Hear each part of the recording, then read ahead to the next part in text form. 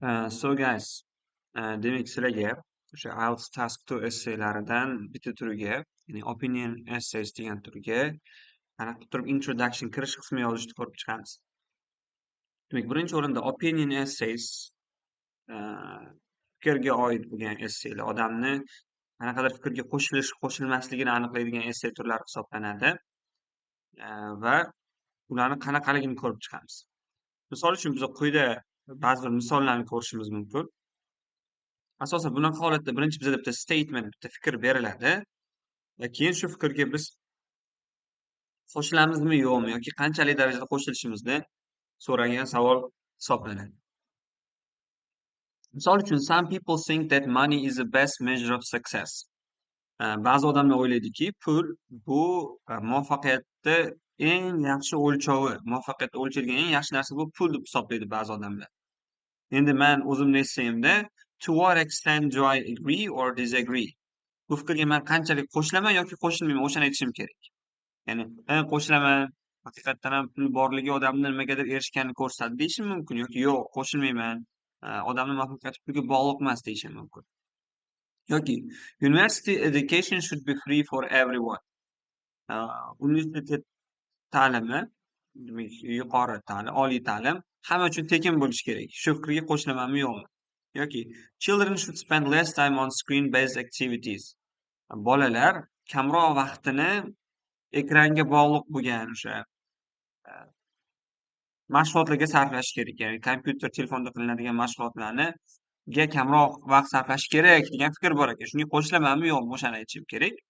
Va government should invest more in public transport and building new roads. Davlatlar public transportga, jamoat transportlari, avtobus, metro, shunaqa jamoat transportlariga ko'proq pul sarflashi kerak, yangi yo'l qurganidan ko'ra. Bu fikrga ham qo'shilmasligimni aytishim kerak bo'ladi. Shunaqa turdagi savollar bizada opinion essay, agree disagree essay deymiz. Shunaqa turdagi essay hisoblanadi. Endi introduction yozganda birinchi bo'lib turib, mana bu quyidagi template'ga qarasanglar bo'ladi. Template degani bu qolip. Ya'ni mana shunaqa qolipda yozsanglar o'zlaringga nimani yozadiganlaringni tushunish oson bo'ladi. Ko'p studentlarda ko'raman, har xil essaylarni ko'radi, ko'chirib oladi. Lekin ma'nosini bilmasa o'sha narsani qayta qo'yaveradi. Birinchi o'rinda uni ma'nosini tushunish kerak. O'sha sizlar ko'rgan zo'r essaylar, shu yozgan odamni miyasida o'sha ular ingliz tilida o'ylayvergandan, ko'p o'qivergandan o'sha birikmalar qolipda shakllanib qolgan. Shuning uchun ularga yozish oson. Endi sizlar agar endi boshlagan bo'lsanglar yoki ko'pincha sizlarda muammo bo'lishni boshlagan bo'lsa essay yozishda, birinchi ma'noni topib olish kerak. Ya'ni sizlar o'sha ma'no jihatdan yozgan insholaringni har bitta qismini to'g'ri qurishga odatlanishlaring kerak. Eng birinchi qism bu introduction qismi hisoblanadi.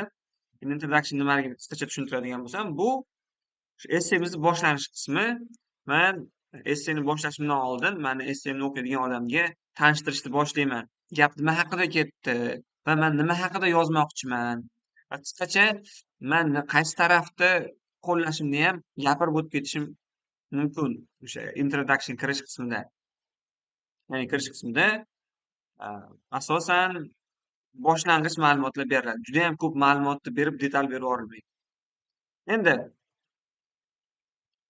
hozirgi mana bu qolipdan bemalol mana shu tepadagi essaylar, turdagi essaylarni xohlaganida foydalansa bo'laveradi. O'zbek tilida birinchi mavzu. Mavzu nima degani? Sizlar qaysi muammoni ko'rib chiqyapsizlar yoki qanaqa fikr berilgan, qanaqa g'oya berilganki, o'sha narsani gapirishlaring kerak. O'shani ajratib olasizlar. O'sha mavzuni chiroyli qilib turib yozib, keyin qolganiga so'nggi kunlarda keng muhokama qilinayotgan masalaga aylandi. Misol uchun birinchisi nima edi bizada? Muvaffaqiyatni o'lchash, pul muvaffaqiyatni o'lchaydi. Demak, muvaffaqiyatni aniqlash muammosi deymiz. Demak, muvaffaqiyatni aniqlash masalasi oxirgi yillarda juda ham muvaffaqiyatni hal qilish, o'lchash so'nggi yillarda keng muhokama qilinayotgan masalaga aylandi desam bo'ladi. Yoki universitetda o'qishni xarajatlari oxirgi kunlarda keng muhokama qilinayotgan masalaga aylandi. Yoki bolalarni ekranga sarflayotgan vaqtlari keng muhokamaga aylandi. Hukumatni public transport jamoat transportiga yoki ko'chalar qurishga pul sarflash yoki sarflamasligi keng muhokamalarga aylandi deb turib, hammasiga shu qolip qo'ysam bo'ladi. Keyin ba'zi odamlar deymanda qanaqadir hisoblaydi. Ya'ni tepada berilgan fikrda yozaman. Ba'zi odamlar pul bu eng yaxshi bizani muvaffaqiyatimizni o'lchaydigan narsa deb hisoblasa-da, men unaqa hisoblamayman deyishi mumkin. Yoki yo'q, men ham shu fikrga qo'shilaman deyishi mumkin va chunki deb sababini berib ketsak ham yaxshiroq bo'ladi. Sababini ham maydalab bermaymiz qisqacha. Chunki agar odam yomon ahvolda bo'lsa, uni nimagadir erishgan, erishmaganligini aniq bilolmaymiz, moliyaviy muammolari bo'lsa, deb misol keltirishimiz mumkin. Endi mana bu qismlarini aniq yodlab oladigan so'zlari bor. So'nggi kunlarda deb hisoblasa-da, men o'ylayman, chunki degan so'zlarimizni aniq so'zlarni yodlab olish kerak. Lekin mana bu harf ichidagi joylar odamni o'zini ingliz tili qobiliyatiga bog'liq bo'ladi. Shuning uchun to'g'ri kerakli collocationlarni, so'zlarni birikmalarini bilib olishimiz kerak. Endi buni inglizcha shakli qanaqa bo'ladi? Mana inglizcha shakli perfect zamondan foydalanamiz. Demak, let me make it a bit bigger, kattaroq qilamiz ozgina.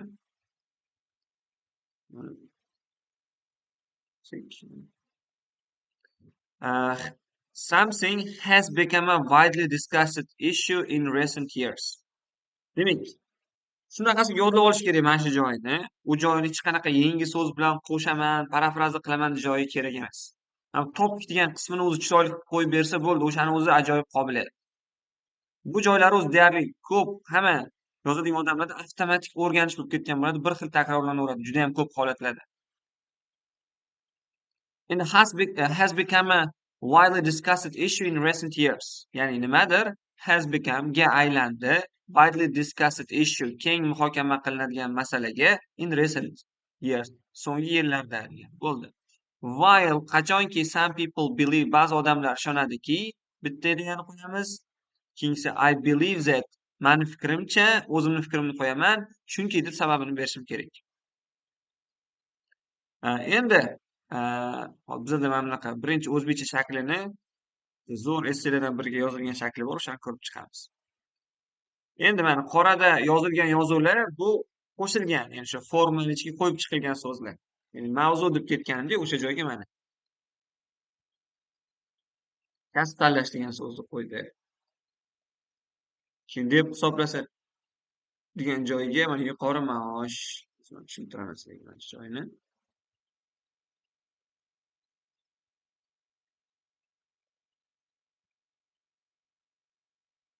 Bu to'liq o'zimiz qo'ygan joylar. So'nggi yillarda keng muhokama qilinayotgan masalaga aylandi degan joyi bor, to'g'rimi? Endi o'shanga prosta bizning savolimiz kasb bo'lgani uchun kasb tanlash so'nggi yillarda keng muhokama qilinayotgan masalaga aylandi. Ba'zi odamlar aytadiki, yuqori maosh asosiy omil bo'lishi kerak deb hisoblaydi. Ya'ni o'sha kasb tanlashda pul rol o'ynashi kerak deb hisoblasa-da, men ishdan qoniqish muhimroq deb o'ylayman. Mani fikrimcha, men ishdan qoniqishimiz muhim. Chunki u uzoq muddatli baxt va motivatsiyaga olib keladi. Endi uni tepadagi esselardan birortasiga qo'yib ko'ray. Qaniydi, mana birinchi esse ham pul eng yaxshi muvaffaqiyatni o'lchaydigan narsa deb o'ylaydi ba'zi odamlar. Endi yozaman mana bu yerga. Qaniydi bizada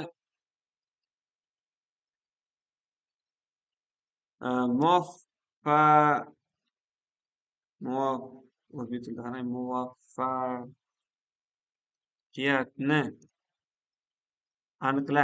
muvaffaqiyatni aniqlash so'nggi yillarda keng muhokama qilinayotgan masalaga aylandi. Ya'ni muvaffaqiyatni aniqlash, qandayligini aniqlash. Ba'zi odamlar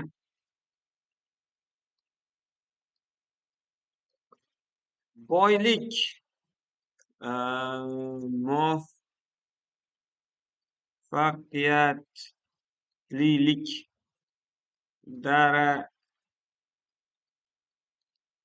darajasini belgilaydi deb hisoblasa-da, ba'zi odamlar boylik muvaffaqiyatli darajasini belgilaydi deb hisoblasa-da, men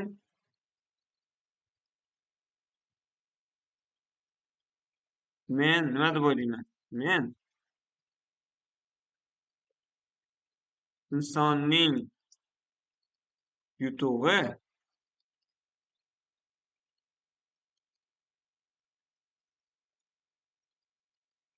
ko'proq oilaviy aloqalarga bog'liq deb o'ylayman. Bog'liq deb o'ylayman. O'zimni fikrimni berdim. Demak, men bu fikrga qo'shilmayman. Menimcha, pul emas birinchi o'rinda odamni haqiqiy muvaffaqiyatli odam deyishimiz uchun u oilasida baxtli bo'lishi kerak, mani fikrim, deb o'ylayman. Chunki chunki biz hayotimizni ko'p qismini oilamiz bilan o'tkazamiz. Alright. Endi hozir bu yerda fikrlarim judayam tiniq yoki kuchliroq bo'lmagan bo'lishi mumkin, lekin qanaqa kelish shaklini o'rgatdim. Muvaffaqiyatni aniqlash so'nggi yillarda keng muhokama qilinayotgan masalaga aylandi. Ba'zi odamlar boylik muvaffaqiyatlilik darajasini belgilaydi deb hisoblasa-da, men insonning yutug'i ko'proq oilaviy aloqalarga bog'liq deb o'ylayman. Chunki biz hayotimizning ko'p qismini oilamiz bilan o'tkazamiz. Hayotimizning ko'p qismini mana o'zbek tilida ham ko'rsanglar yozish unchalik oson emas. O'zbekcha so'zlarni qo'yish. И mana bizada money berganda man money so'zini ishlatmadim, boylik so'zini ishlatdim. O'zbek tilida ham pul so'zini ishlatmadim. Mana aniqlash, mana bu yerda belgilash so'zidan foydalandim. Ikkinchi marta yana muvaffaqiyat ishlatmaslik uchun yutuq dedim. Ya'ni sizlar ham mana shunaqa so'zlarni shunday hozir ingliz tilida ham o'zgartirilish shaklini ham bilish kerak. Ya'ni mana bu so'zlarni tanlab olishda o'zi ham bir yuqori darajani belgilab beradi. Uni qanaqa qilish kerak? Uning uchun o'zlaring fikrlaringni yozasizlar. O'sha xato bo'lib qolgan joyda, mana shu mavzu joyidagi qismini ChatGPTga yoki ustozlaringga tekshirtirganlaringda sizlarga to'g'ri shaklini beradi. Sizlar muvaffaqiyatni aniqlashni o'rniga nima yozib qo'yishlaring mumkin? Sizlar muvaffaqiyatni ko'rish deb qo'yishlaring mumkin. Muvaffaqiyatni ko'rish so'nggi yillarda desanglar, keyin ustozlar aytadi, yo'q, muvaffaqiyatni ko'rish degan so'z yo'q ingliz tilida deydi. Muvaffaqiyatni aniqlash, belgilash degan narsa bor deydi. Iltimos o'zbekchasini yozing, inglizcha shaklini aytadi o'sha narsani. Lekin o'sha narsani sizlar yodlab olishlaring kerak. Har bitta essaydan keyin, har bitta essayni qismidan keyin sizlarda kamida 4 ta, 5 ta yangi so'z birikmasi, collocationlar to'planib boraverishi kerak. Keyin borib o'zi ular sizlarni language tillaringni bir qismiga aylanadida avtomatik essay yozganlaringda so'zlarni o'zi kelaveradi qiynalmasdan. Lekin boshida o'sha qiyinchilik bilan topib yodlash muhim. Endi boyagi tepadagi mavzuni kasb tanlash bor edi-yu, o'shani inglizcha varianti bor bizada. Hozir inglizcha variantini ko'rib, keyin hozir tepadagi essayimizga o'zgartiramiz.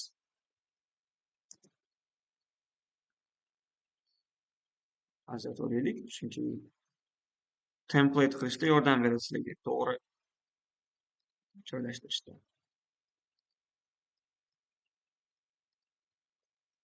Demak, choosing a career, kasb tanlash has become a widely discussed issue in recent years. While some people believe that high salary should be the main factor. Yuqori maosh asosiy omil bo'lishi kerak deb aytgandik o'sha gaplarda. I believe that job satisfaction is more important. Lekin mani fikrimcha ishdan qoniqish muhimroq.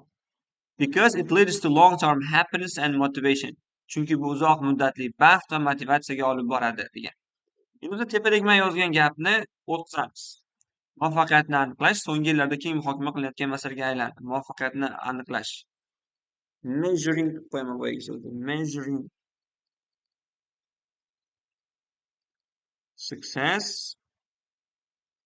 has become a widely discussed issue in recent years. While some people believe that ba'zi odamlar ishonadi nimaga boylik muvaffaqiyat darajasini belgilaydi. Some people believe wealth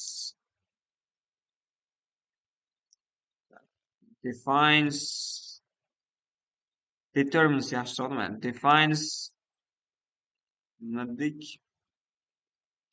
defines muvaffaqiyatlik darajasi, the level of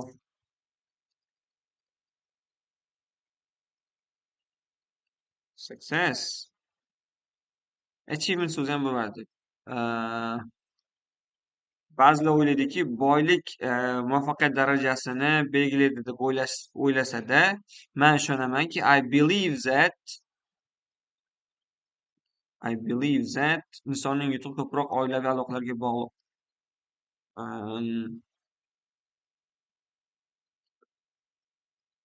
Insonning yutug'i. Achievements of people, odamlarning yutuqlari deymiz. People are related to their family relations. Relations dedik. Relationships ham bo'laveradi, relations bo'ladi. Achievements of people are related to their family relations. Because we tend to spend most of our time with our family. All right. Demak, mana shunaqa qilib qo'ysanglar bo'ladi. Xuddi shuni mavzusiga qarab turib, o'zgartirib ketaversangiz bo'laveradi. Eng muhim jihati ostida qilishlaring kerak bo'lgan narsa mana bu o'rtasidagi qismlarni yaxshilab yodlab olish. Bulardagi har bir o'zicha a tushib qolmasligi kerak.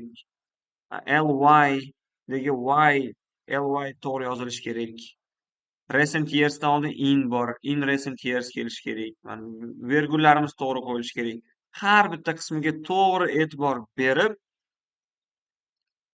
bir 5-6 ta mavzularda xuddi mana shu qolipdan foydalanib essay yozishni boshlasanglar, shu qolipni o'rganib olasizlar. Qolip nimaga kerak deganda, bu sizlarni yozish tezliklaringni oshiradi. Bizga bilganlaringdek imtihonda cheklangan vaqt beriladi. O'sha vaqtda tezroq yozish muhimroq ba'zida. Chunki mana bu boshqa so'zlarni collocation topishga, fikrlarni topishga, body paragraphimizdagi g'oyalarimizni yoritib berishga shunaqasiga ham ko'p vaqt ketadi. Introduction qismini yodlash mumkin bo'lgan qismlarni yodlab olgan holatda, qolgan qismlarini o'sha qayta rivojlantirish holatida tezroq yozishga o'rganib olishimiz kerak bo'ladi. And I think, guys, it was helpful, and I want to see touches in your essays. Mana shunaqa endi agree disagree essay yozish kerak bo'lsa, shu strukturadan foydalaninglar. Essaylaringda mana shuni ko'rishni xohlayman.